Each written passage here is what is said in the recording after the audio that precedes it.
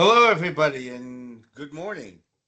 For some of you, it's very early, and for some of you, it's middle of the day out in Europe. And for some of you, it's the middle of the night out in Oceania. But I want to thank everybody for attending this 8 a.m. Eastern Time conference.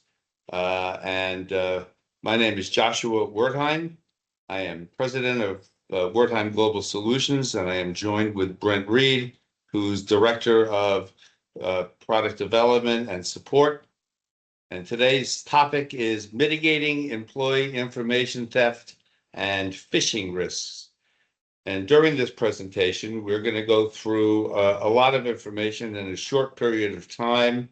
And then we're going to be discussing a solution that we have for a specific area of cybersecurity that deals with the people on the inside of an organization and how to stop them in their tracks from stealing valuable information in any organization.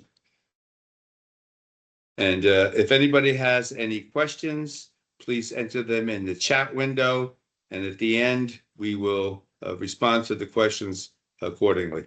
And again, thank you all for attending, and hopefully you'll enjoy the presentation. So I've divided this into chapters so we can focus on one aspect of our subject matter at a time. And we're going to start at the top with the dangers of internal information theft. So this is straight out of open text documentation. It's called Key Trends, and it was published in 2025. And it has 4 key trends that OpenText has identified regarding cybersecurity in general. And I'm going to direct your focus to 2 of them, which are relevant to the presentation today. The first one is the top right. And basically what it says is that the majority of data breaches don't come from the outside, where most folks focus their attention, but they're done by insiders. That are people that work for companies like yours or organizations like yours. And you may not be aware of the fact that such a large number of data breaches occur by people on the inside, but this is a fact that OpenText has identified. And then the other one is organizations are seeing privilege abuse, where a user who has access to documents inside a repository abuses that privilege and uses it for their own nefarious purpose or purposes. And this is going to be the majority of our presentation regarding these 2 key trends that OpenText has identified. So if you think about it, and this is actually how we thought about it, was yesterday's objective. This goes back about 12 years ago when Edward Snowden stole 1.8 million documents from the NSA. And if you consider what happened, I'll go into it in a little brief detail. Edward Snowden was a trusted employee or trusted contractor at the NSA, which is the National Security Administration for the US government. And he had high-level clearance, meaning he basically had access to every document, every secured, confidential, classified document in the NSA. And this happened in 2012, so that is 13 years ago. But he could access this information from anywhere at any time. And although remote communications wasn't like it is today, Edward Snowden could have accessed this information from a laptop in his home. He could have done it while he was traveling on vacation. He could have accessed it anywhere. And he had access to everything, whether he needed that access to or not. There was no access monitoring or access control within the NSA. It was either classified or it wasn't, or some level of classification would be applied. But regardless, he had access to it. And the key point here is that nobody was watching him. There was absolutely no oversight. The people in the NSA that had access to all these classified and sensitive materials to make sure they weren't abusing the privilege. So what did Edward Snowden have access to? And this is straight from the government website. He had access to all this. I won't go into detail, but it was quite a lot. And he didn't have access to some things, but if you look through this list that I can provide you with this presentation at the end, there was quite a bit of information that he had access to. that they didn't want anybody outside the organization to know about. So what's today's objective? To stop an information thief at your organization. And typically they are somebody who's trusted by you, whether it's an employee or a contractor, or perhaps even a vendor. They need access to this confidential information to do their job. And your security policies limit the information they can access, but they'll still abuse the privilege of what they do have access to. And again, they can access this information, and they might be a phisher. And although I won't focus a lot of attention on phishing, let me mention one thing about it. If you think about it, somebody who's phished the credentials of a user basically is acting as that user, and therefore, whatever that user has access to, the person phishing their account has access to. So when I discuss employees and contractors and other people on the inside, I'm also referring to people who have phished the accounts of these individuals. And once again, nobody is watching them. There's no oversight. So how prevalent is this?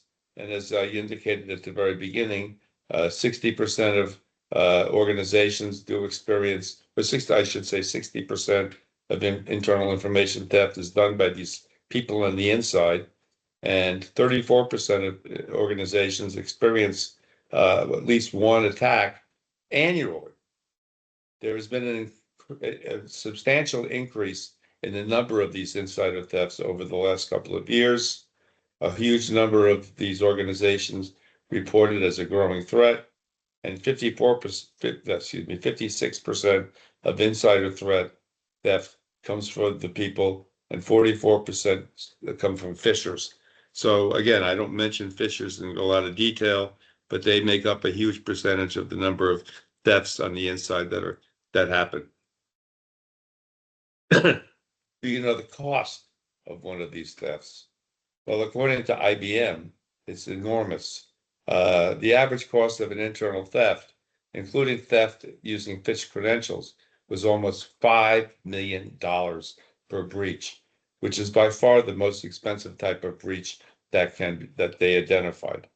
The average internal theft took 292 days to identify and contain. And what that means is most of these thefts the organization didn't know about when they first happened. And sometimes it took as long as 3/4 of a year before they found out about it and then were able to contain it. Well, at that point, they're not containing it. They're just mitigating it. So these delays increase the overall financial burden of the issues that cybersecurity thefts caused. So what do these costs include? Well, there are obviously the direct financial costs. There's the lost business and revenue, the reputational damage, and we all see the press releases and other news reports about when one of these things occur, and especially when it's something that you are the client for. I mean, we're not talking about credit card theft in this presentation, but when you find out a company like Target, 900 million financial records were stolen, and your first concern is, were mine included in it? Well, if it happens in an organization where internal information is stolen, the first question a client might ask would be, was my information stolen? So that causes a lot of reputational damage. There are all the hidden costs. And then, of course, there's the post-breach remediation, where you have to deal with the aftermath. So what are the common mistakes that folks make when addressing internal threats? Here's the number one thing that we see all the time. We would approach a client and say, this is a very big concern. You should really worry about it. And they come back and they say, we trust our employees. It could never happen to us. And those are the folks where it happens to 90% of the time. And then the other common mistake is that you have the wrong tool to resolve the issue. And the main thing that we see is that folks put in a cybersecurity solution that's meant to address external thefts rather than focusing on solutions that deal specifically with the threats from the inside. So that's chapter 1. Then I'm going to get into chapter 2, which is the difference between internal and external information security. So basically, there are different users that we're talking about. With an external security system, you're trying to keep people from breaking in from the outside. With an internal information security solution, you're trying to keep people on the inside from breaking out with your information. And that's the positioning that we use as how to differentiate between the two. So there are different threats. External threats involves hackers, phishing attacks, malware, ransomware, etc. Internal threats come from your employees, your contractors, other insiders, or individuals that use stolen credentials, the phishers. You have different goals when you're speaking about internal information security. External security prevents breaches by blocking unauthorized access from the outside, whereas I mentioned before, internal security stops insiders from escaping with your sensitive data. And therefore, you need to have different methods employed in order to successfully block users from stealing information. So external security relies on firewalls, intrusion detection, and endpoint protection to monitor outside activity, where internal security focuses on analyzing what the users are doing and monitoring what they're doing within specific applications. And I'll get into why I mentioned specific applications later on in the presentation. So the conclusion is each requires distinct tools and strategies to fully protect your organization from an internal theft. Introduction to behavioral analytics and activity monitoring. What are behavioral analytics and activity monitoring? There are two key components that form the foundation of a strong internal information security defense, and they are called behavioral analytics and activity monitoring. And whether you're protecting your organization from external threats or guarding against internal threats, these are the essential tools you need. Dividing everything into those two categories is critical. So together, they provide a comprehensive security framework to minimize the risk. And I'm going to get into the difference and what they are. Pause, Brent.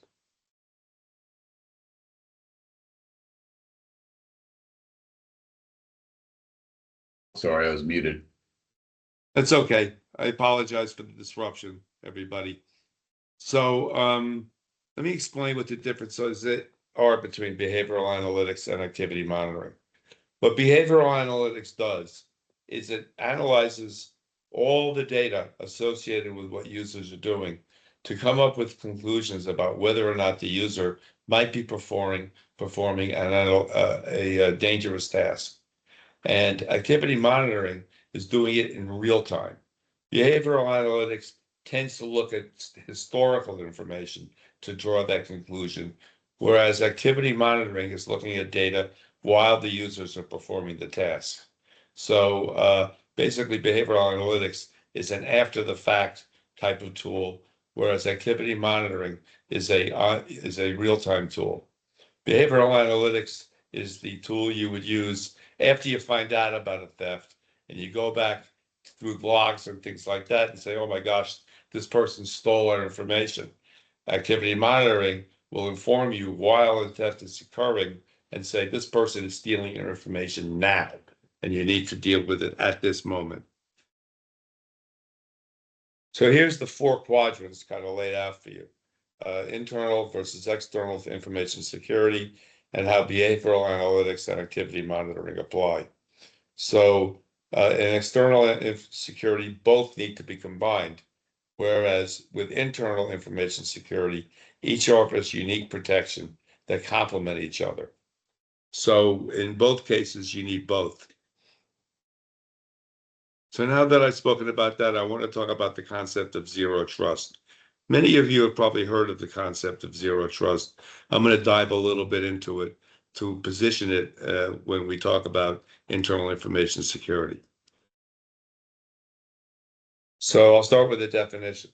So zero trust flips security on its head. Most organizations will have a document, and when they produce that document, they will decide who should or should not have rights to the document. And if it's not secure, if it's not a sensitive document, they will leave it open for everybody else to access. The difference between public and private documents. So with zero trust, that gets flipped on its head. And by default, everything needs to be secured. And then you make a decision about whether it's okay to open it up to the general public or not. So the benefits of doing this is it reduces the attack surface and it enhances the compliance that all of us face, the challenges we all face every day. So just imagine zero trust being the exact antithesis of the standard practice that most organizations employ. So in other words, by default, you don't trust anybody. The concept of I trust everybody is thrown out the window. I don't trust anybody. I'm going to assume everybody's going to steal something, and therefore I have to make sure that my stuff is secured by default. And later on, I'll make decisions about whether or not it should be public. In order to be able to access these sensitive documents or secure documents, you have to earn the right. You're not just automatically granted access to everything. A lot of times an organization will hire a new employee and say, here are the keys to my kingdom. Don't violate my trust. With zero trust, the exact opposite applied. We say, we're only going to give you information that you have to have in order to do your work. And if you screw us, pardon my French, but if you screw us in any way, you're at the door. Every piece of information is subject to being stolen at all times, and everybody is a potential threat. Now, that's not a nice thing to think about, and it's not a nice thing to hear, but it's an absolute necessity in today's world that that's the philosophy and the concept that every organization needs to employ. So I'm not going to go into the details of every one of these points, but you only grant the minimal access required for a given task. I'll give you an example of this. We did work with an investment bank, and the investment bank had what are called deal teams, and they had 25 offices all throughout the world. And so when you were a member of a deal team, you were granted access to all the documents for that deal for as long as you were working on that deal. And the moment you stopped working on that deal, your access to the documents of that deal was revoked. That's the concept of zero trust. We're going to assume when you're not working on the deal, you have to keep your hands out of the deal. But while you're working on it, we're going to give you access, and then we're going to monitor what you do to make sure you don't steal any of the documents. Because verification is the only way that zero trust will work. We came up with this idea on our own, that we suggest that you think of zero trust as like the Iron Dome defense system in Israel. The cyber attacks, the insider threats, unauthorized access are the threats, they're the missiles. And the Iron Dome will intercept and neutralize these threats before the missile lands. Why zero trust? Again, this is a little redundant, but it assumes no trust by default. It verifies every single access request, and it continuously monitors. The key to success, it continuously monitors to detect anomalies. And if you have a successful Iron Dome system like Israel does, very few missiles get through, and the majority of them are blown up in the sky before they can hurt anybody. Now, I'm going to address zero trust with your content management system. That's why you're all here, is because you use content management in some form or fashion.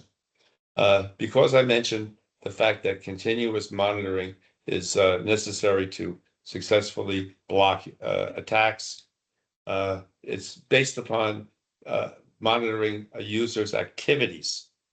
Now, if you think about open text content management, every activity is logged, and they're logged in various sorts of activity logging tables.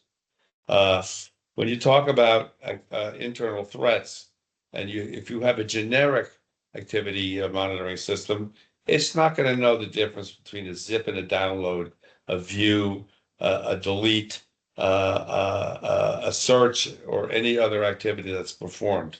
it's just going to lump them all into one category of access. So what we are talking about here with zero trust monitoring is that you need to be able to identify specifically what the activity is that the user's performed.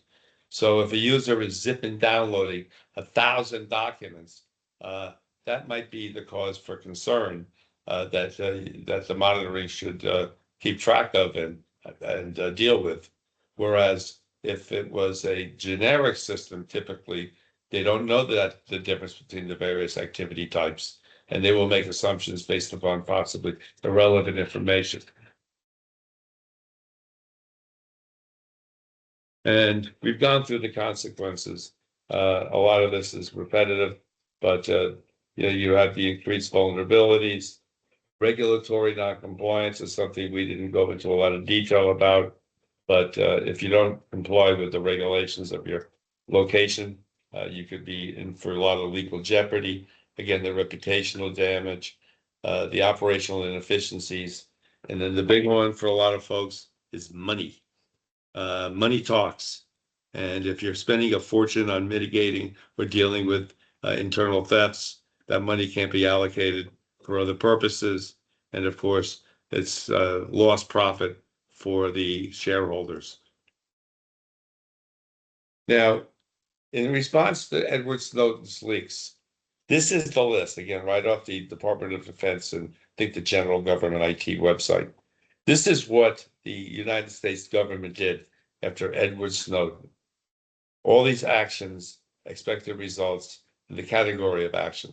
And they spent billions upon billions of dollars to implement all these solutions in order to make sure that an Edward Snowden could never happen again.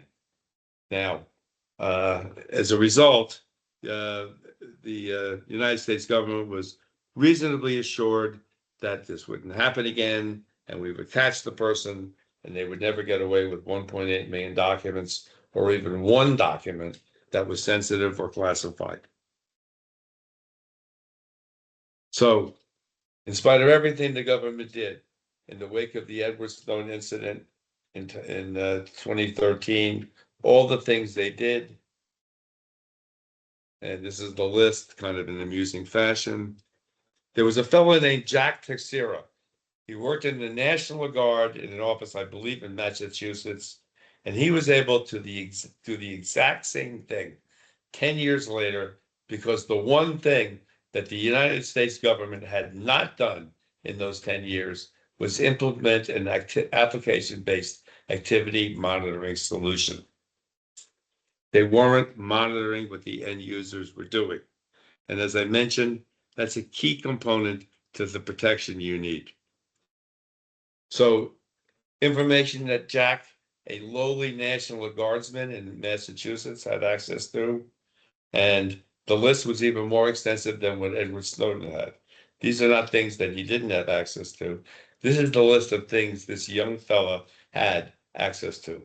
And the temptation was just too great to do something with it. And for those of you who don't know, Jack Teixeira downloaded a few hundred of the most sensitive documents in the US military and posted them on a gaming website where somehow the United States government found out about it and he was arrested. But by then, these sensitive documents were out in the public domain, and that information was available to our enemies, and who knows what they did with that information. Guardian. This is our solution to internal information theft activity monitoring. And it provides you with the activity monitoring for information security, and it follows the guidelines of a zero trust verification system. So you have a choice when it comes to internal information theft. You can continue to rely on trust. And when somebody asks you how you're handling your internal information theft protection, you can say, I trust my employees. Or you can implement a solution that's designed to monitor users' activities to prevent your rogue users from stealing stuff. It's called Guardian for Open Text Content Management. And there is a version for another information management solution of OpenText called eDocs. But today we're focusing on the version for OpenText content management. It does prevent information theft before it's too late, because what it does is it catches the bad guys in the act. So you don't have to find out about it after the fact. Because think about this, once a document is gone, it's gone forever. It's not like stealing a piece of jewelry where it's possible to recover the jewelry and put it back in the safe. Or with information, once it's out there, copies can be made, emails can be sent, the websites can contain them. So once that piece of information is gone, it is gone forever.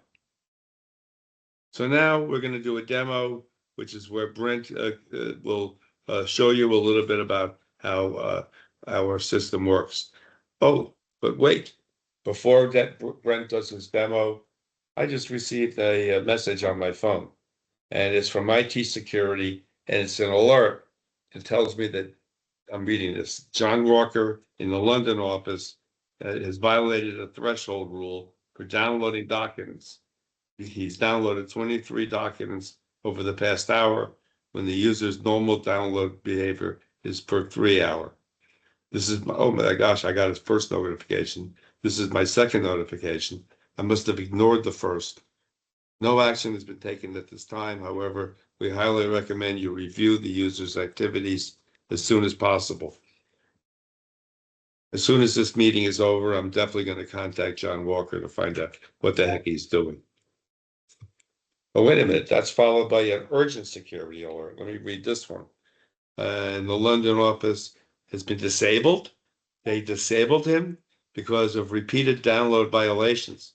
He's downloaded 51 documents over the past hour. Oh my gosh. I hope security was alerted and they escort him out of the building and confiscate those documents. I have to review his information. Again, as soon as this meeting's over, I'm going to definitely address this. Thank God I have Guardian to stop, to inform me that John Walker has been doing this. And by the way, I hope nobody in the audience is named John Walker. That would be a coincidence, and I highly apologize, unless you're the person stealing my documents, in which case we'll deal with you accordingly. So with that, Brent, take it away. Thank you, Josh. I appreciate the introduction. And welcome to the demonstration portion of our Guardian presentation. We are going to start by looking at this from the perspective that we just received a notification that a Guardian threshold has been broken, actually on 2 different libraries by the same person.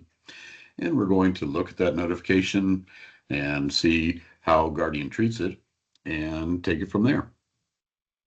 So you can see here the notification that we received that Guardian rule has been exceeded and the user's been disabled, and it shows which documents that they were accessing. And I'm going to check out our inbox over here and show you another email that we received that they also, from the content server, Guardian content server, the user's been disabled. So we know we have a problem on our hands. We had a user disabled in 2 different libraries, and time to go take a look and find out what's going on. So we open up our Guardian interface, and this is our disabled users page. And we start out by checking out John Walker. This is the eDocs rule that he broke. Shows that he was removing read-only from documents when he was disabled. But it also shows that he was checking out a lot of documents and removing read-only and looking at documents. And over the past week, he's been checking out a lot of documents. So I think we have a problem here. So we'll take a quick look over at the content server side. And today he logged in and just deleted a bunch of documents. But over the past week, he's been zipping and downloading a bunch of documents. So I think we have a problem here with Mr. Walker. So now it's time to go and talk to him and decide how to deal with him. If it wasn't a problem, we could just click on this lock. This would re-enable the user and they could get right back to work. But in this case, I think we have a problem, so we're going to leave them locked out. So you've seen what happens on the back end. We get a notification and we check on the user and decide how to deal with it. Pretty simple. Well, the whole concept of Guardian is pretty simple. It monitors people's activities 24/7 and notifies people if there's an anomaly. And if things continue, it disables the account and lets us know that the account's been disabled. Pretty simple. Yet that's where its power is. It's there all day, all night, watching your repository and letting you know if anything's amiss. So let's take a look at a rule. Here's an eDocs predictive rule. And I'll just go over this briefly, and then we'll go through and build a rule and show you how it works. Because again, it's a very simple process. Here's the rule details. Here are the activities that it's monitoring. You can see any activity that could take a document out of your system or possibly harm your system in some way or another. You can monitor it with Guardian and minimize the damage. So like editing a profile or mailing a copy, deleting a profile, all those things are negative actions that you want to keep an eye on. And then the last tab is where we show who it applies to, whether it applies to the whole library or a group or a user. So let's get into it a little more detail because we're actually going to create a rule here. And I started out, I gave it a name to save some time. A start date and an end date. Is it library wide, and do we allow it to disable and enable users, and is the rule itself enabled? And then here's where we choose the rule period, which is how the analysis takes place. Now we have a count based process in here where you can set a rule period for an hour and say if somebody downloads more than 100 documents in an hour, let us know. That's not really feasible for production. It's good for tests and if you want to for a new user perhaps, but the real power of eDocs is in this analysis engine where it monitors people's behavior 24 hours a day and logs it, keeps track of it, and it consistently, day in and day out, monitors that user's current behavior to their past behavior and reports on the difference. Simple. Not if you had to do it, you or I had to, but for the computer to do it, it's pretty simple. So once you've set the rule up, then you decide what activities are we going to monitor. So since we're doing an eDocs, we go to eDocs and we choose activities. And let's set this up for checkouts because that's one that if somebody checks out a document, it's out of your system and you no longer have control. So we want to keep an eye on those. So when we set up the checkout and we give this a value of 150, that means that when the person reaches 150% of their normal activity, then we're going to notify the first level notification group. I know I'm not really good at my naming conventions, but you get the idea. So if somebody usually checks out, say 10 documents a day, and they get to where they checked out 15, that's 150%. This group's going to get a notification and say, hey, look at this person. There might be something up, maybe not. Then we're going to add a second level. So this is another threshold we're going to add for checkouts. And this one we're going to put at 200. And this time, instead of just notifying, we're going to disable. And we're going to notify a different group. This time it's a second level notification group.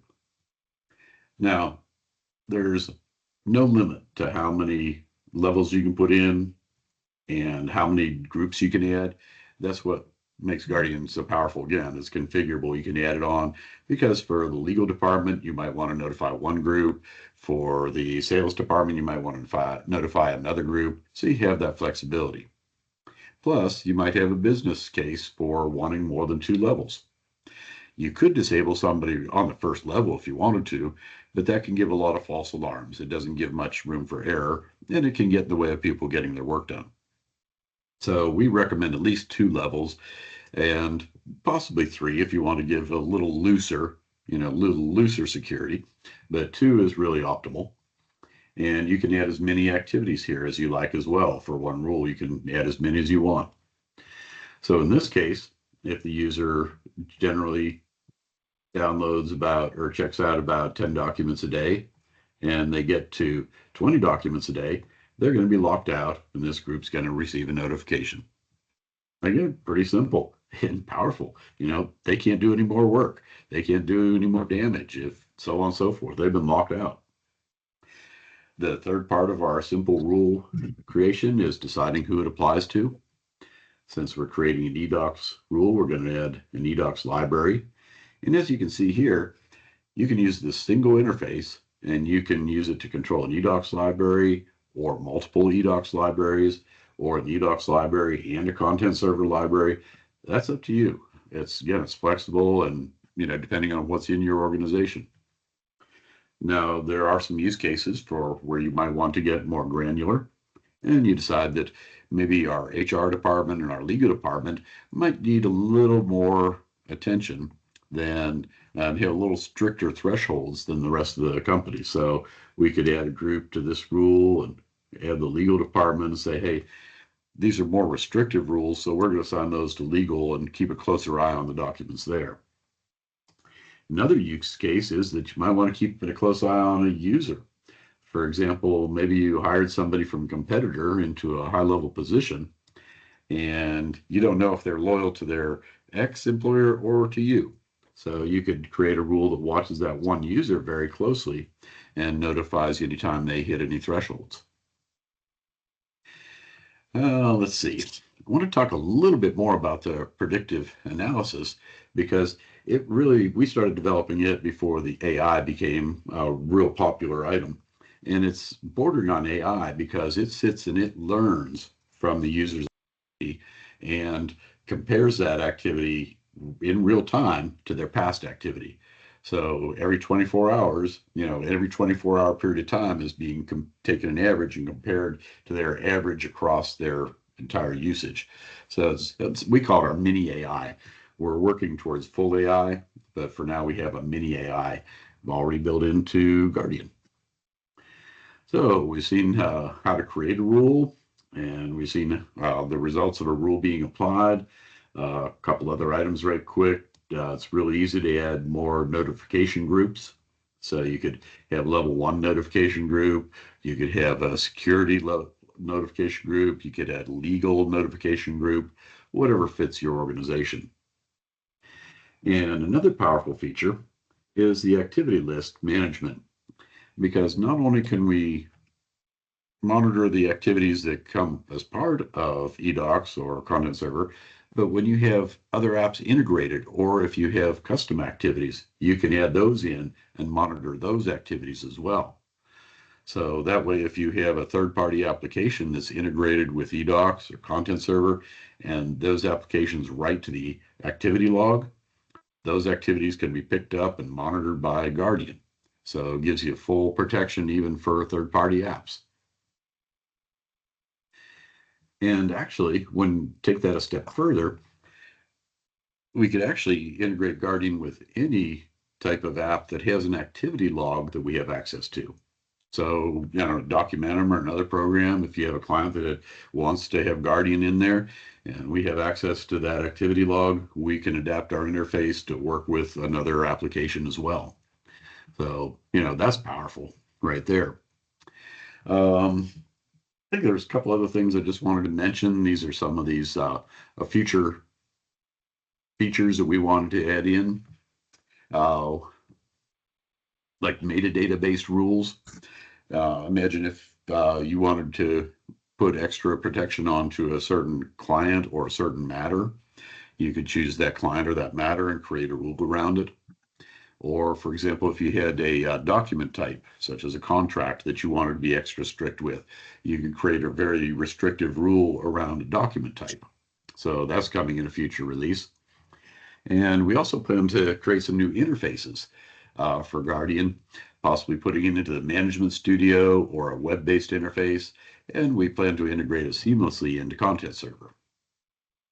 Another feature that we're planning to add is to only monitor secured documents, because you may not want to count the accessing unsecured documents towards a threshold, because you don't really care how many people look at an unsecured document. So that's going to be a switch that you can opt for. And to close things out, I just want to let you know that the new features we add and the changes we make to Guardian come from our customer feedback. We want to have them tell us how to grow the application, not tell them what they want and what they need. One example is when we first started working with Guardian, the reason it was created was to keep people like Edward Snowden, the insiders, from taking things out.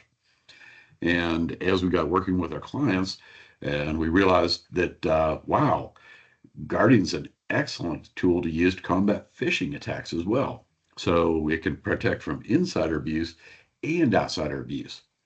So we're going to continue to listen to our clients and our partners for ideas on how to make Guardian better. And I'll turn this over to Josh, and I believe he's going to have a question and answer period at the end. So if you have any questions, please take the time to ask. And thank you for your attention. Take it away, Josh. I plan on it. All right, well, thank you, Brent.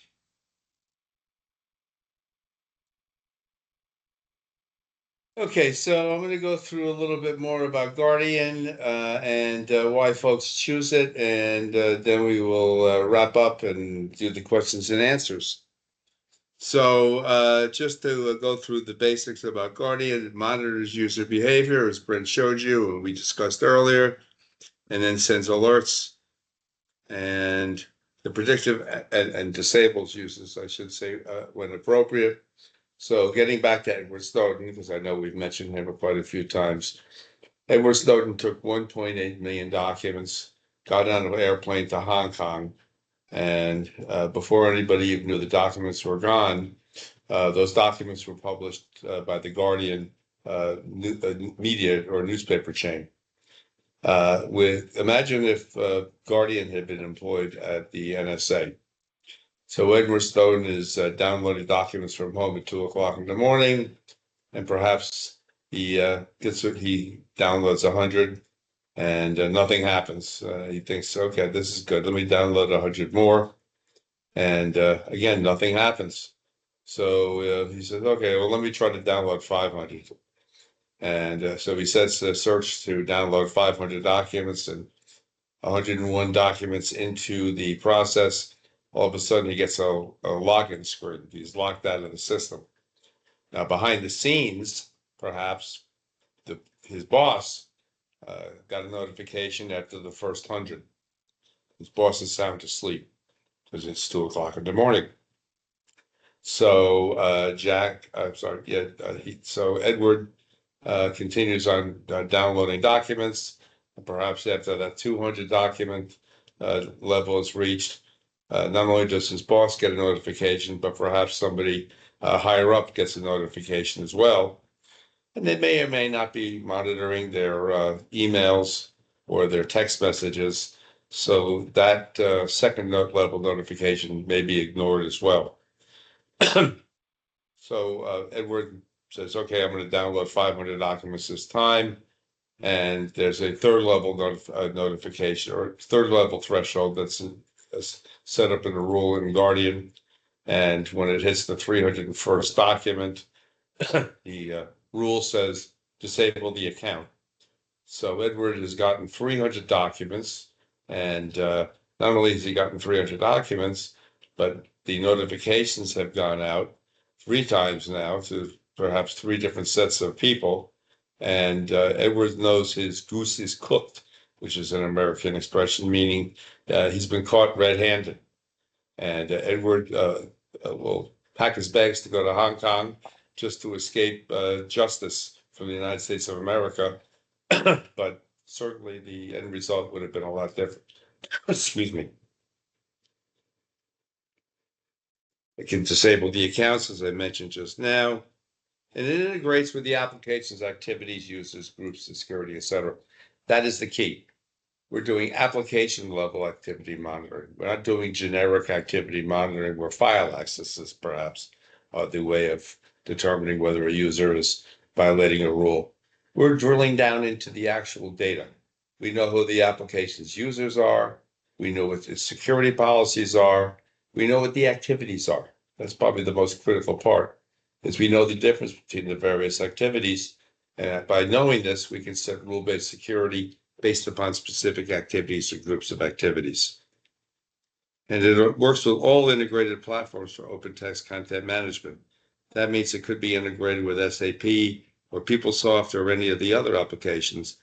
It's still the same content management system. It's just integrated with another third-party application.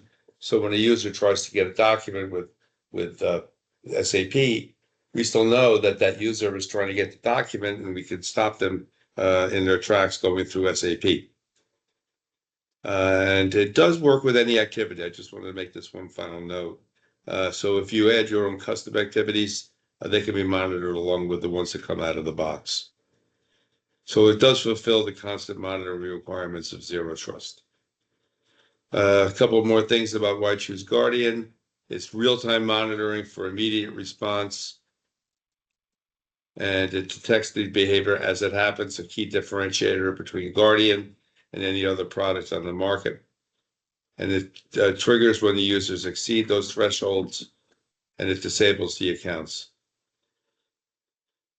Normally, most of this I've gone through already, so I'm not going to bore you. Oh, GDPR compliant monitoring. I do want to mention this. GDPR is its own set of rules and regulations for how activities, thefts are monitored and prevented. And this does follow the guidelines of the GDPR. I'll go through it. We'll skip all this. There are some documents that we produced that you may be interested in seeing. There are actually 5 documents, and I will be happy to send you the links when this presentation is finished if you'd like to see them. And with that, we are done. And Brent, do we have any questions? Nope, I had not seen any, and as I mentioned, I lost internet partway through, so I can't say for absolute certain, but I had not seen any come through. Well, they would still be in the chat window. So if there are no questions, thank you for your time. My contact information is, I believe, part of the packet that you received when you registered for the event. And I look forward to speaking with each and every one of you at the end of this expo. Thank you. Take care. Bye.